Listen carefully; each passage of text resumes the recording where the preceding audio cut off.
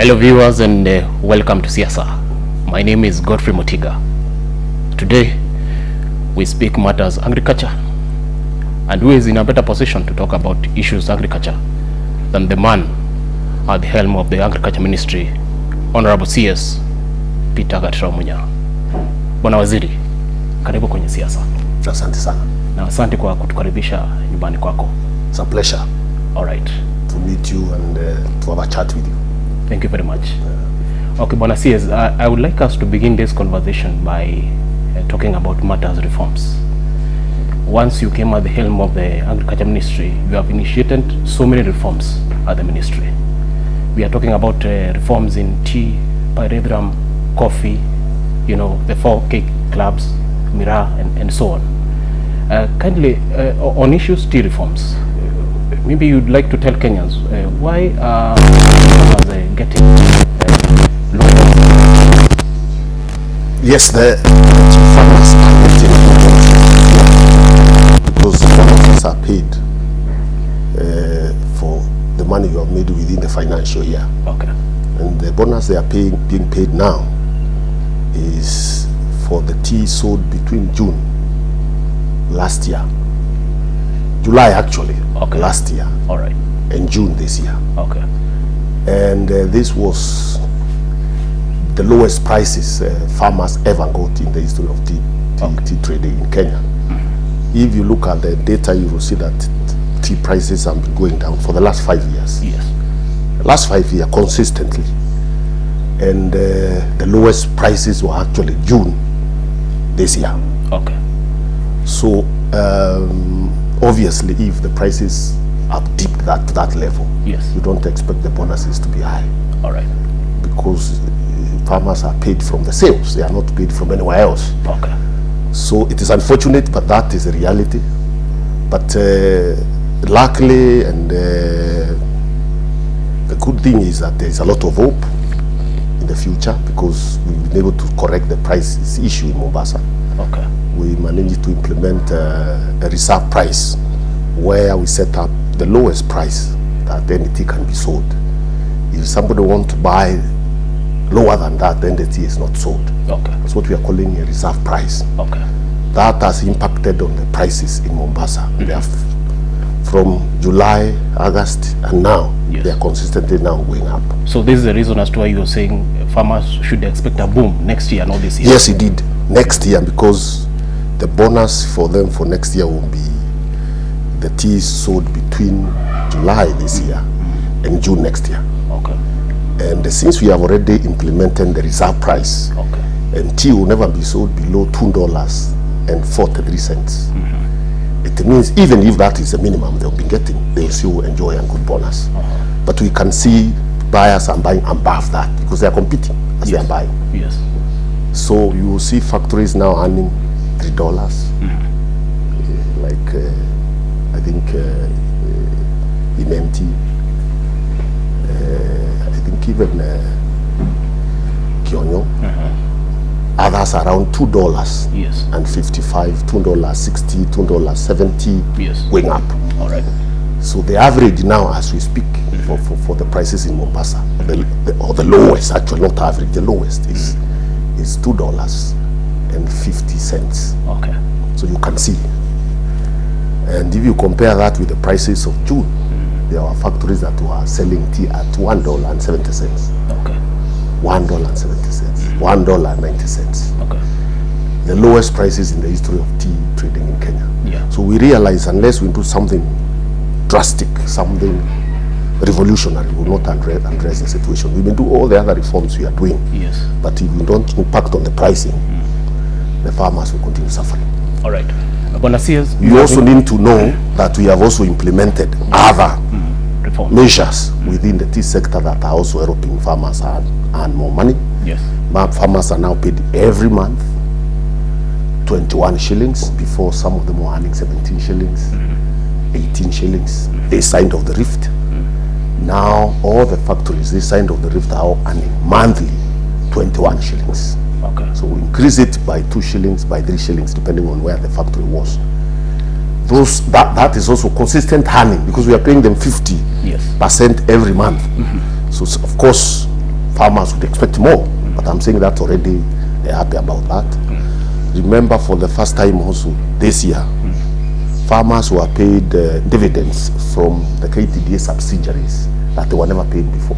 Okay. We forced them to pay them dividends, because if you are owning subsidiaries and they are making money, why isn't farmers benefiting from those dividends? Okay. So you remember this year again, earlier in the year, farmers who were paid money they didn't expect from dividends from those subsidiaries that are making money in KTDA. Yes. Some farmers got quite some money. Some got 20,000, 30,000, 15,000. Yeah, I remember one of the wazees in Kionyo calling me and telling me, I've seen my account as 15,000 I never expected. Where this money came from. I explained to them it is those bonuses, dividends, you should have been earning every year. So even though the situation has been very bad, yes, for June going back, clearly we are moving towards a better period for the farmers. Next year. All right. Yes, next year. I mean, this is their money. It's already happening. It's not like it's because bonuses wait for the next year. Yeah. But they'll be earning also improved monthly earnings as they wait for bonus. It's not just bonus alone that farmers are paid. All right. They are also paid monthly. Yes. So if the prices improve in Mombasa in terms of good prices, their monthly income also increases. All right. So bonuses are an accumulation of the balance of payment that they have not been paid monthly, because you have to wait and calculate the cost of production, whatnot. So they are paid a monthly income, and then the accumulated savings from the costs of running factories and all that is now what is declared as dividends. Fair enough. As bonuses at the end of the year. Fair enough, Bwana Waziri. When should farmers expect maybe the fruits of all these reforms that you are undertaking at the ministry, apart from even the tea? We are talking about perethrum, coffee, and sugar. When should farmers expect the fruits for these? Before I move to other value chains, yes, we have also restored the institutions that used to run the tea sector effectively before the one disbanded. Okay. The Tea Board is back. The Tea Research Institution is back. The Tea Board now will be the regulator to ensure that fairness is observed along the value chain, so that there is no player within the value chain exploit another player. Okay. Largely it's farmers who are expected all over. If you look at the prices, yes, going down, but the market where the tea is sold, the prices still remain good, then you know who is making money. The middlemen who are the ones who are making money. So again, the Tea Board will be playing that role of ensuring that regulations, rules are followed, so that there is fairness and farmers are effectively compensated. So we have that legal framework we have brought in. We are looking at other costs in factories. We are actually doing an audit. We've already done a forensic audit for all factories and all KTDA subsidiaries, again to look at loopholes where farmers lose money, so that again we can reduce costs and ensure farmers' earnings increase. These are the explanations we are giving. This is what we are sensitizing farmers in the meetings, yes, so that they don't forget the bigger picture. They have been suffering consistently. It's not like suffering started now. Yes. They have been suffering consistently for the last 5 years. It's just that the suffering has been increasing because nothing was being done to arrest the situation. Okay. We've done it. And now the other value chains we are talking about, like cotton, pyrethrum, those ones are at the bottom. You know, there are some value chains that we are helping improve on what already exists. Yes. But there were some value chains that were dead, like cotton, literally dead. Pyrethrum, dead. Factories dead. Farming stopped. So what we are doing, we are starting at the basics to see that farmers access planting material. And we started distributing planting material this season, yes, to pyrethrum farmers and the cotton farmers. We are actually even buying cotton, improved cotton, the one called BT, that produces better quality, that has already gone through the approvals. And we are buying and distributing to farmers. Okay. Last season we bought and distributed to the western part of Kenya. Unfortunately, the last rains, we were not able to, because budgets were cut. Yes.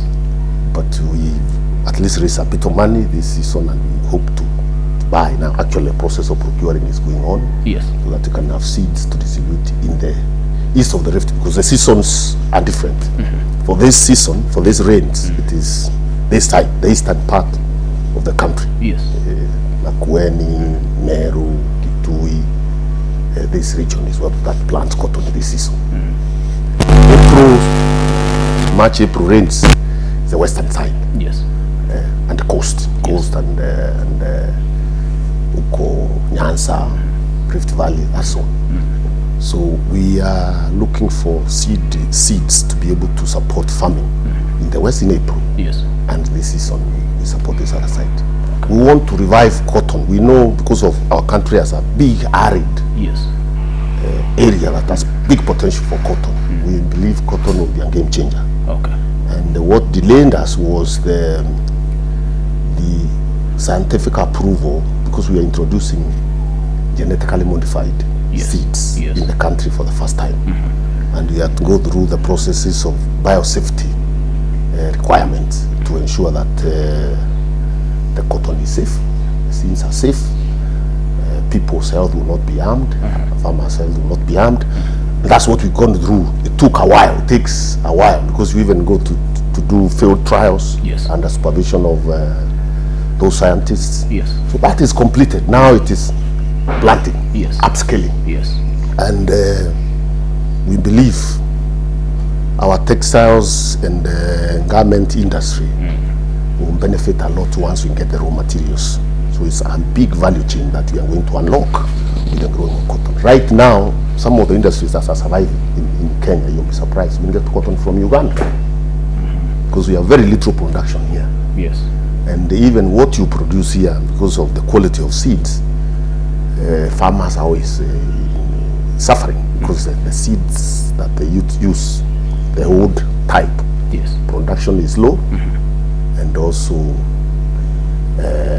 pests and the weeds interfere with the crop, so that the farmer struggles to actually make money.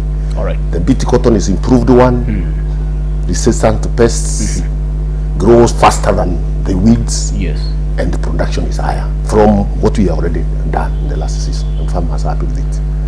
Here we introduced in Waire, zone here, Tigania, east and the west, lower here in Protis feeds that they include, and they have showed me the promise is very good. All right, Mheshimiwa, the Meru question, it's an issue that affects the people of Meru. And we would like you to talk about the issue, and critically, your critics argue that the sheds that have been constructed, the work has been done in a shoddy way, or no work has been done at all. How do you respond to this, Mheshimiwa? The accusation that the so-called critics make is that the sheds are not big enough. They are small. They needed bigger facilities than those ones. But what will surprise you is the critics who are saying that are actually the ones who are involved in procuring and getting those people who are doing that work. I joined the ministry when the tenders had already been given. And who was in charge then? Kiunjuri and his friend Kraitu. You saw them launching the construction before I was appointed minister. So instead of answering the people, Meru farmers, explaining to them why the sheds are small, they're asking me. The task force which they underappointed is actually the ones that designed, supervised the design of those sheds, and also gave tenders for those sheds. Who appointed the task force? Kiunjuri and the governor of Meru. So the problem is people think they can continue deluding and telling lies to the public. Check the records. Who was in charge when those tenders were being done? And the designs. So they are questioning their own designs, saying they are small. So this one has nothing to do with you at all? Absolutely nothing. Totally nothing. I found the tenders, designs done, tenders given to their friends by that task force which they had appointed. I didn't appoint the task force. I actually sacked the task force when I realized that work was not as good as I would have expected it to be. I sacked the task force when I realized the task force was spending more money in traveling. If you look at the budget, it was all travel. The only concrete spending of those sheds that they are now telling you they are substandard. But you see, tenders have been given, people are already building, and it's the same people. So can you ask them to explain to the people, the people of Kenya and the farmers and the traders, why those sheds are that now that they have confirmed they are not the size they would have wanted?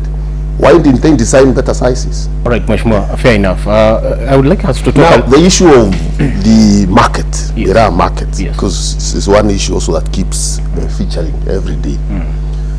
It's important for people to realize the closure of the markets, the premium markets of Meru outside the country, yes, is the governments of those countries who have done, who close the markets. And we've been constantly engaging them, yes, to get an opportunity to have those markets opened. So it is not the government of Kenya that has closed the market. It is the sovereign governments of those countries yes, that were giving us a market for our Meru, who closed the market. And remember, the closing did not just start now. There was the European market that was closed, London market, the Netherlands market, long before Yes. the Mogadishu one. And what will surprise you is that in Mogadishu, they still access Meru from Ethiopia. So it's not Meru that they are banned. yes, They seem to have an issue with our country. yes. So, and until those issues are resolved, those are country issues, it's going to be difficult accessing that market. But So we have been making a lot of progress. In your opinion, what do you think is the lasting solution to the Meru question, Mheshimiwa?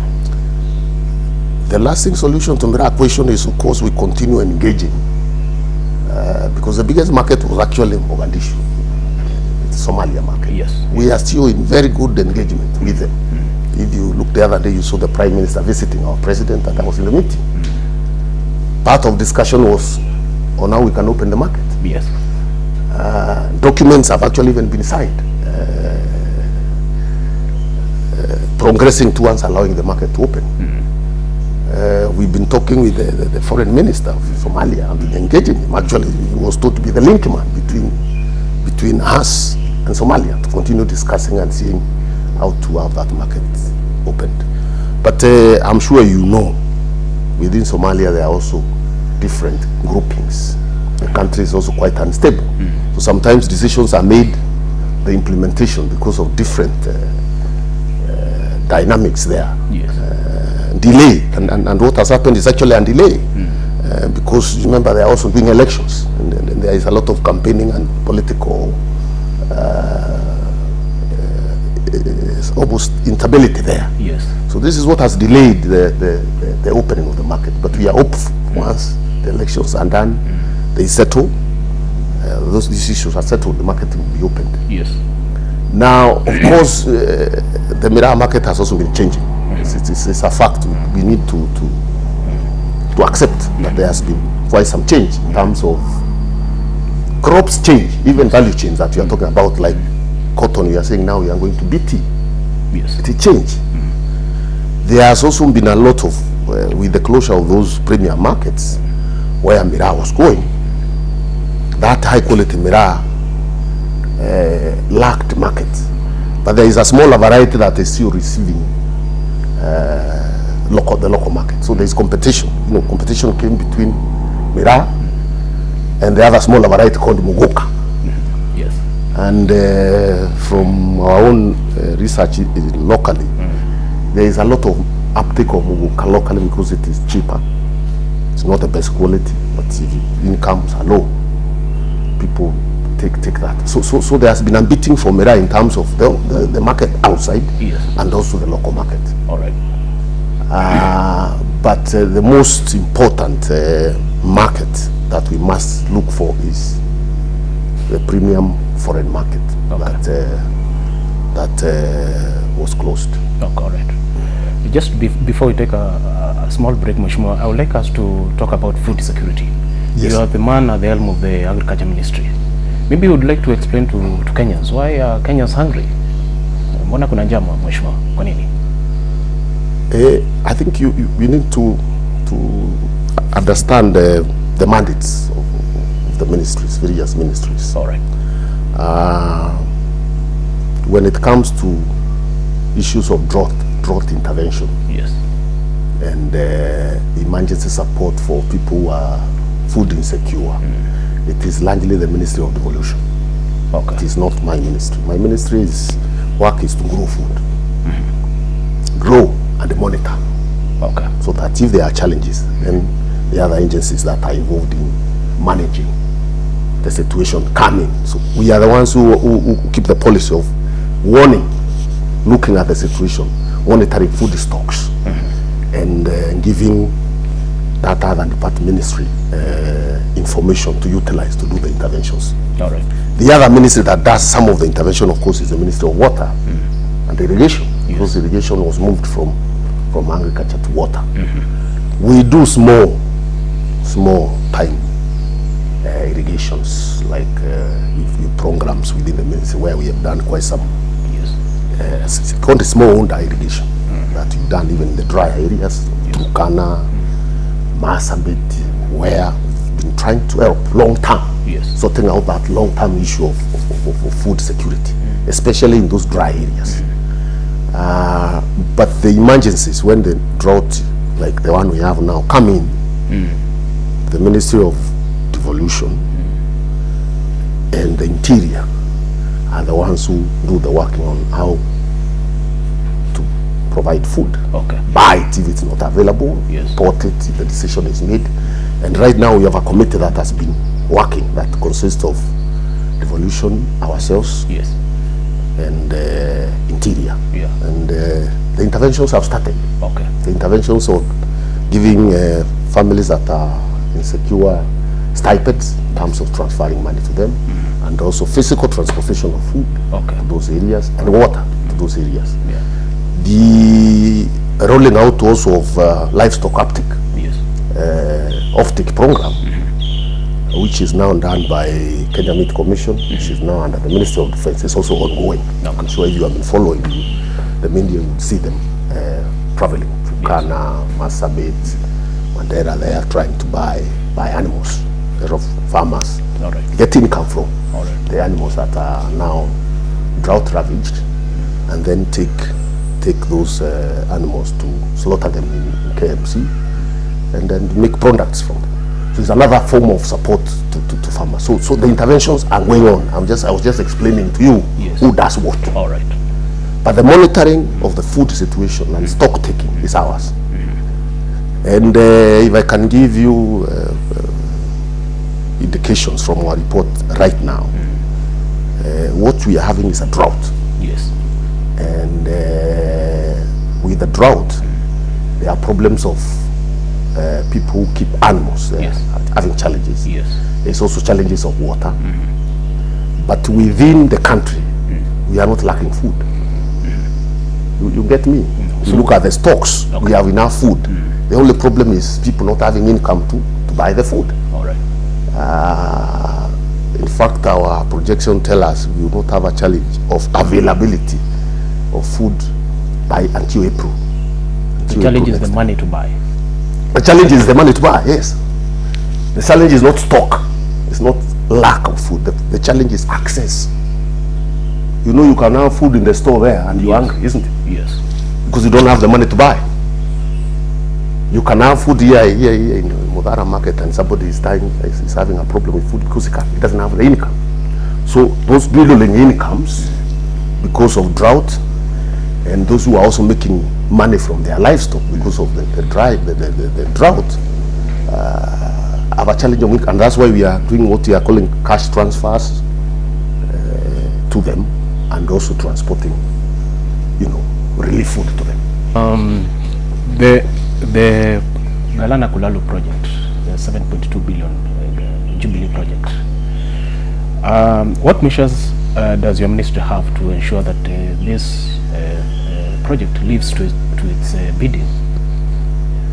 Yes, indeed. Galana Kulalu was one of the food security projects that were supposed to help us as a country meet some of our food deficits. Yes. You know, we are a food deficit country. Yeah.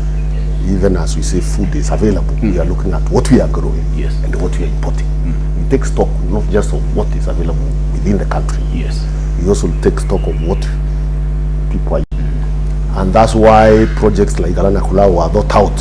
What can we do to utilize land that we have, especially marginal land like Galana Kulao, to use technology and proper crop husbandry to produce enough food to meet our needs. Of course, the project got into problems because there was a dispute between the government of Kenya and the Israeli people who had been given the job to implement the project. And that dispute disrupted the plan. But the plan is still there.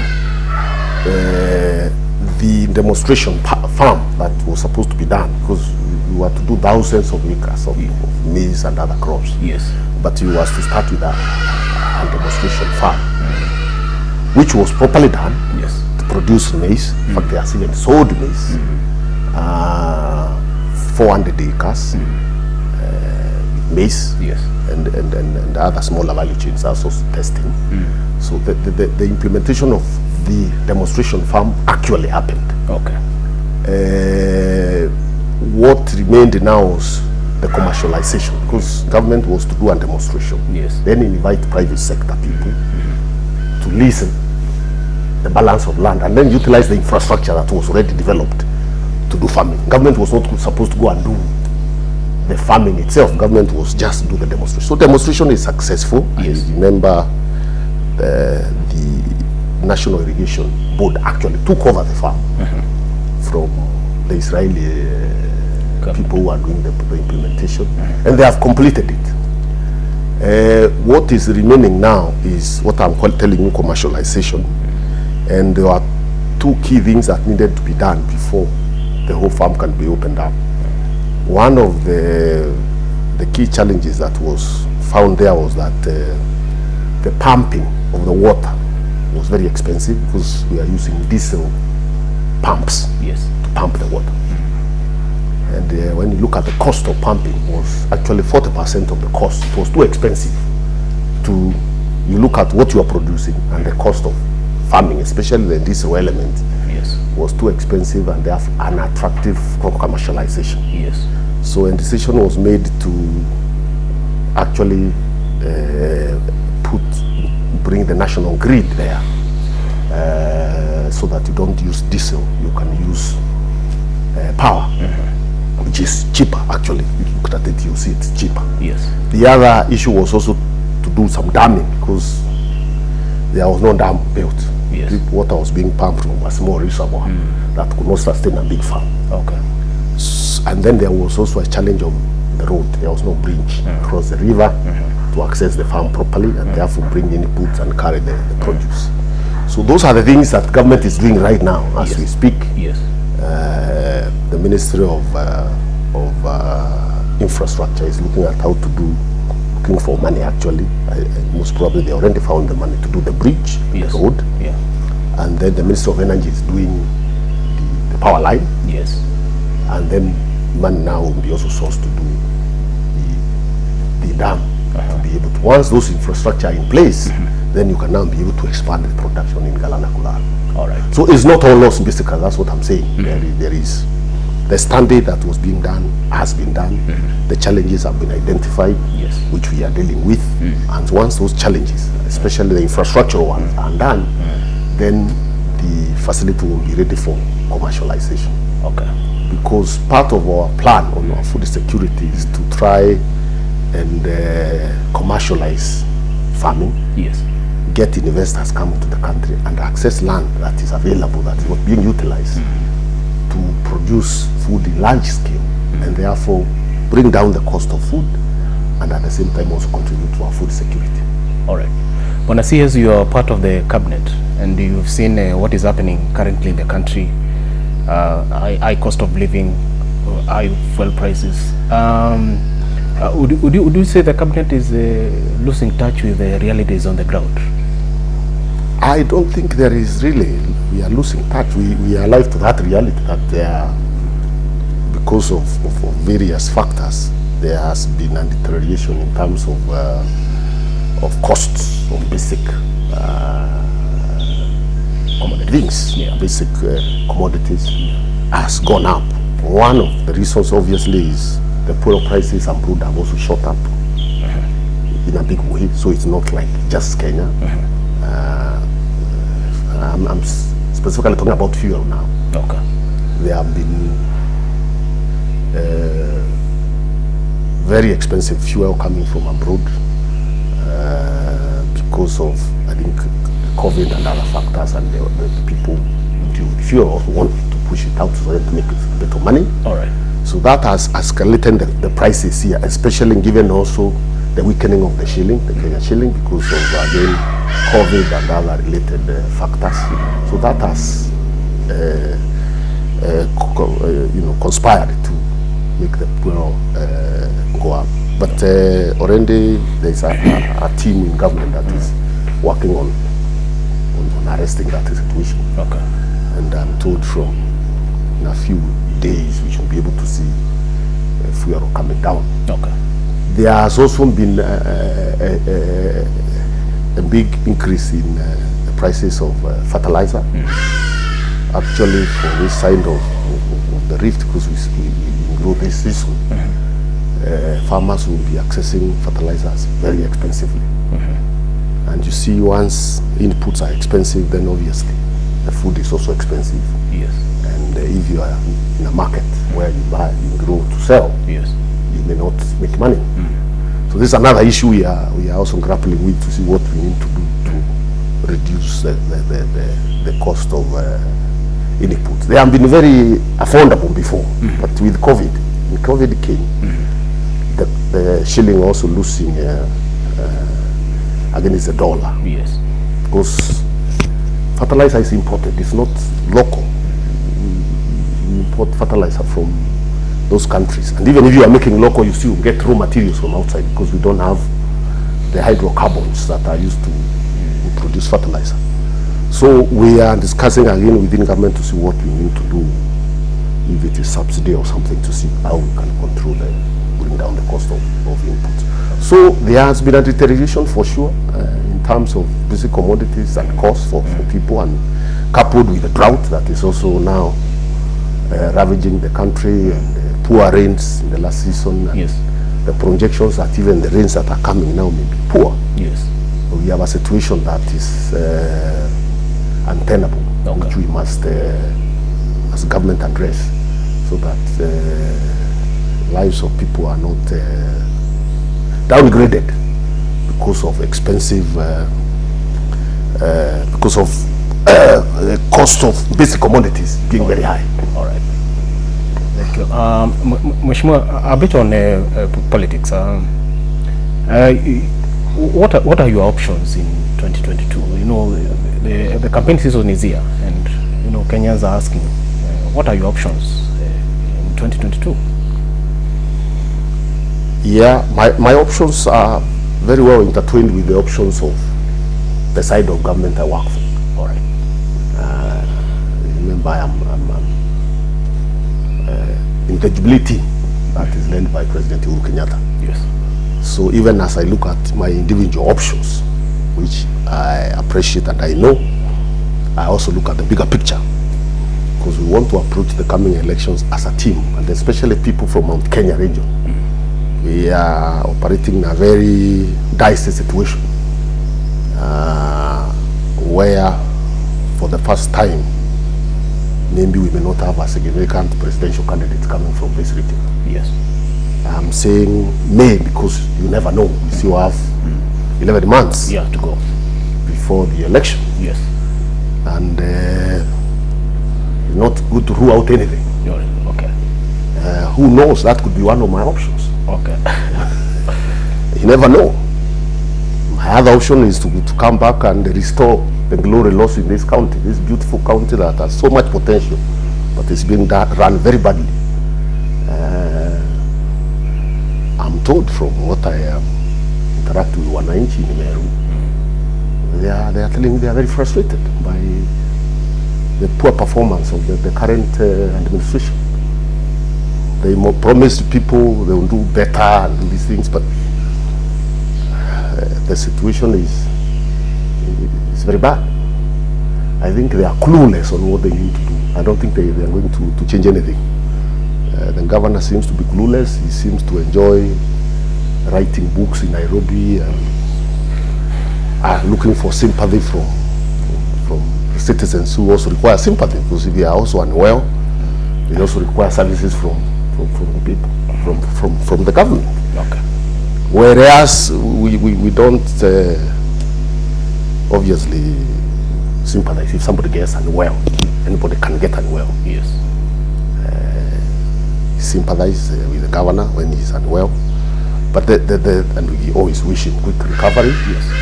But even before he got unwell, what was he doing? And even now that he has recovered, what is he doing?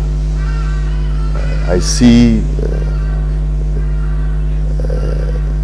the doctors and other people who work for the health sector praying. They have tried all other options, and they say the only thing they are left with is prayer. You know, when people reach there, tells you how difficult the situation is. When somebody says, "Now I've given up," the only thing is God to intervene for you. But on the contrary, Mheshimiwa, the allegations that maybe your administration during your stint at the county governor had nothing to show in terms of the development record. How would you respond to that? During your stint as the governor in Meru County, especially, there have been claims and allegations. Really? Yes, that there was nothing to show in terms of performance. How would you respond to that? He'll give you all facts. You look at them. You don't need to go very far. You just need to start driving across Meru and you see what we did. Yes. Yeah. You see, including dispensaries, very many of them across the country. Okay. The improvement in the healthcare that we were running when we were here, which now I'm told the current administration has even cut the budget for buying basic commodities in hospitals. Even the balls they are talking about. Yes. I think we did better. I even left a new rig. Then I realized the costing of sinking a ball was very high, and I wanted to bring down costs. Yes. I bought a new unit for drilling balls in the drier areas, because balls are not for everywhere. Yeah. And my record speaks for itself, and that's why Kenyan Meru citizens actually saying they want me back. And you left the balls functional. Yes, I left many of them functional, but I'm told the money is being spent on them. I don't know why you spend on a ball that is already functional. I give you an example. A ball in Meditatu. I did the infrastructure. I sank the balls, did the infrastructure. I even supplied the water. I'm told more money is being spent on it. If you go on the ground, nothing new-handed. I've even helping dig balls now. Do you know that? I've done many of them in Meru. Working with agencies in my ministry for CSR. Yes. And also I asked my boss to help us, because I saw the situation was very bad. He asked KDF to help us dig a few balls in the dry areas. This town here where I live, Mudara, has no water. I said, no water. I had to go and dig a ball for them. No water in this town that used to have piped water before we left. So I mean, the best judge for whether I performed or I didn't perform is actually the voters. Because, you know, I keep saying, you also keep saying, let the people judge. All right, but my prayer really is, could the governor concentrate now that he has healed, he's back? Could he concentrate and restore some basic services for the people, because they are suffering and the situation is quite dire? Yeah. Can he just concentrate? And if he requires some support, he can also ask us. All right. Support. So whatever agencies we run that may be help, we can support it. Actually, we've been supporting it. If you look at some of the programs he talks about in a program called NARIG. NARIG is a national government program run by in my ministry that supports counties.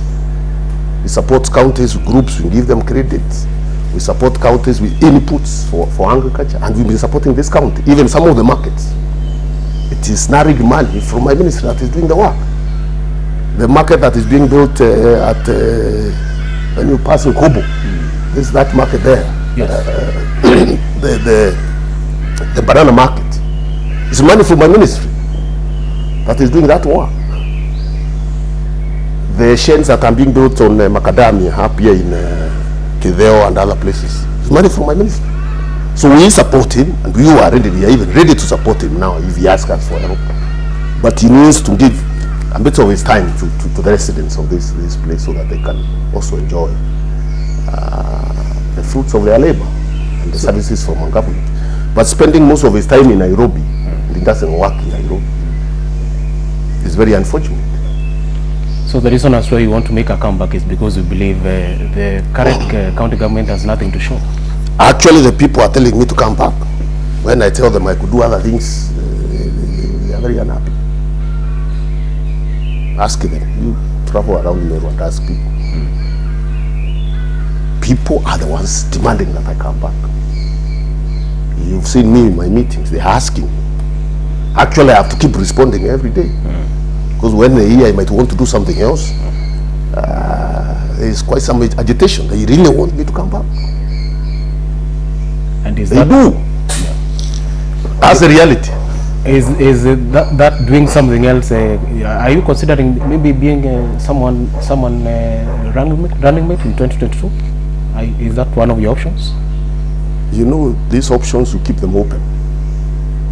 Because, as I said, we are still very far away from the elections. Okay. And new developments come. And I am sure if I had an opportunity for a bigger job at the national level, Meru people would be happy because I would still work for them, even as I do now. Yes. When I work for Kenya, I still work for Meru. Yes. I have told you what we've done with balls here, with CSR. You see the plant we have done in agriculture for milk. That's going to be opened in December in Kangeta. That will help the dairy farmers here. So even as I'm working at the national level, it is still possible to support Meru and help Meru.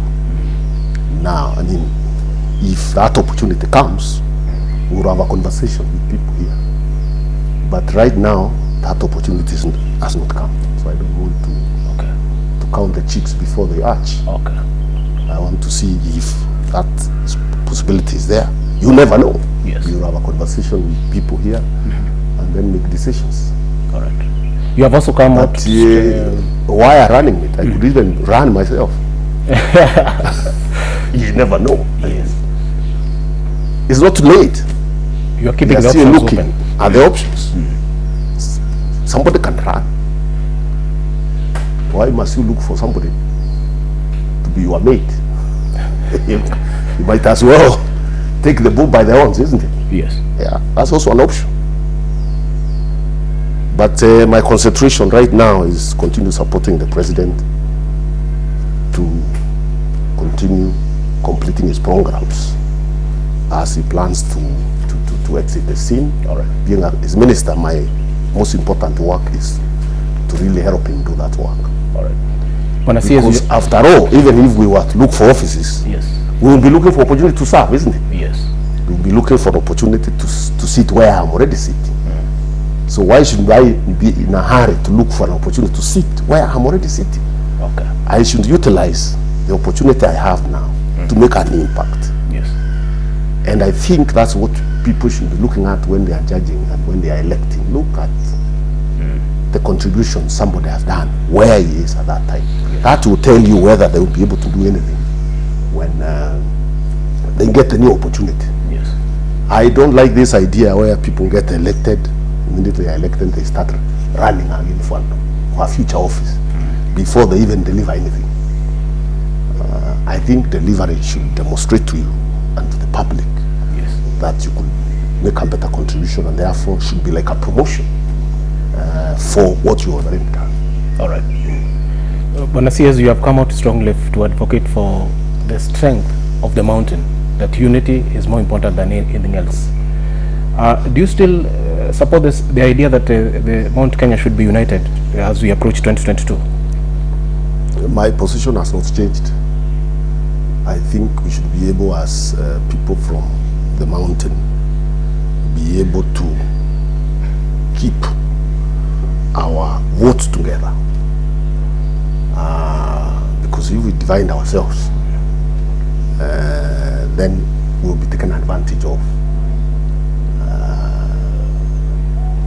There is no community or region that does not have an interest. Okay.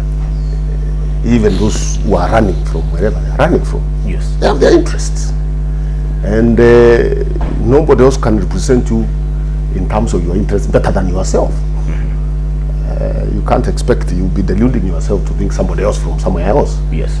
will take care of your interests better than yourself. Yes. So we need to keep our votes together, our people together, be able to negotiate. If we are not running ourselves, to negotiate whoever we think will take care of our interests before even voting for that person. Okay. And if you are divided, even the negotiation is not there. If everybody is taking a piece of you, then you are bargaining power and your ability to influence the future government to take care of your interests of development, of water, of education, will not be there. Yes. Yeah. With the current development, Mheshimiwa. So I have been advocating that. I've seen other people joining us also saying the same. Yes. So if we are all saying the same, why can't we work together? Yes.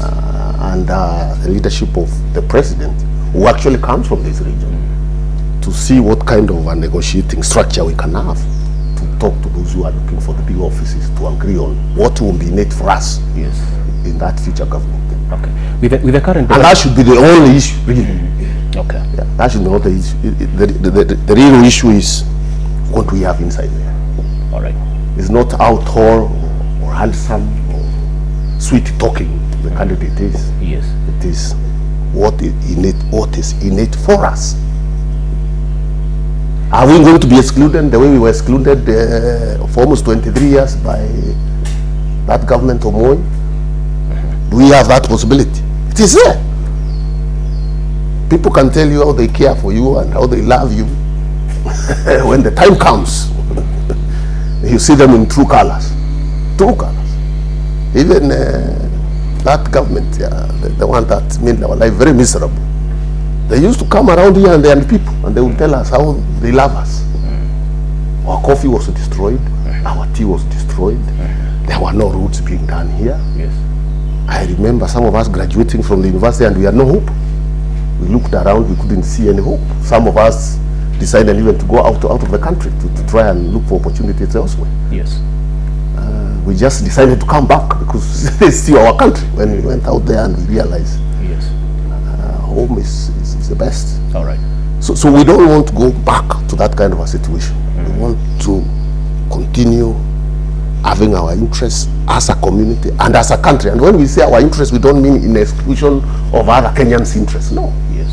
We are saying as it takes care of Kenya, it should not be taking care of Kenya excluding us or mistreating us or misusing us.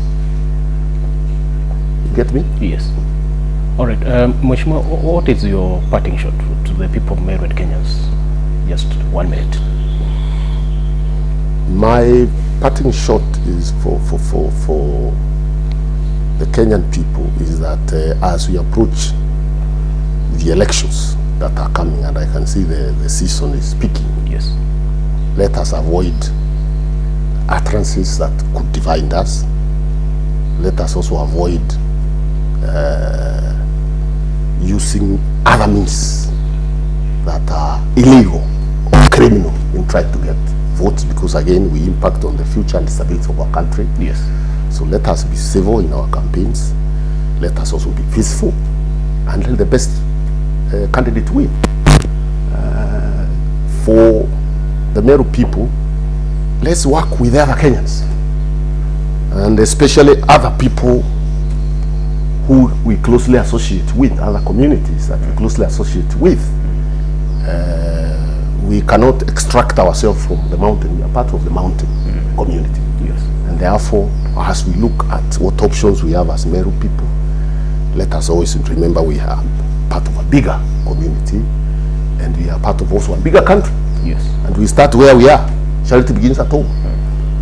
And also, as we continue seeking offices, looking at the coming elections, let us also look at the ability, the commitment, the sacrifice the candidates who want the positions are ready to give. Not those who want positions for their comfort. Somebody wants to be elected so that he can be living large at the expense of the people who elected them. We want to see people who are ready to give, to sacrifice and work hard for the people. All right, Mheshimiwa, thank you very much for having us at your residence. This has been SIASA, and we hope to host you in our preceding programs to talk about your ministry and even the politics at the county and at the national level. Once again, it has been a pleasure having us with you. Thank you very much. I really appreciate it. I'm also looking forward to another opportunity to have a conversation around what I do and also around the politics of this country. Thank you very much, Mheshimiwa. Asante sana. Okay. Meru TV viewers, that has been SIASA. We have been having the man at the helm of the Agriculture Ministry, the Honorable CS Peter Munya. Until next time, see you then.